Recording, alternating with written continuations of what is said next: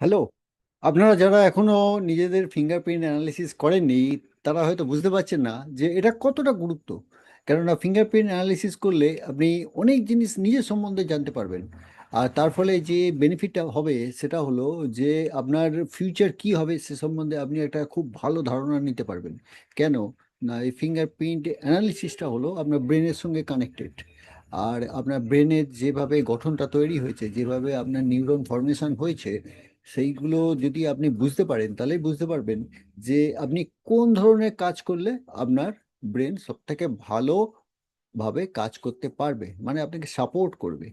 তো এটা জানবার জন্যে অবশ্যই ফিঙ্গারপ্রিন্ট অ্যানালিসিস নিজের করান, অথবা আপনার আশেপাশে যারা নিজের কেরিয়ার তৈরি করতে চাইছে তাদেরও করান। করালে এই বেনিফিটটা জানতে পারবেন।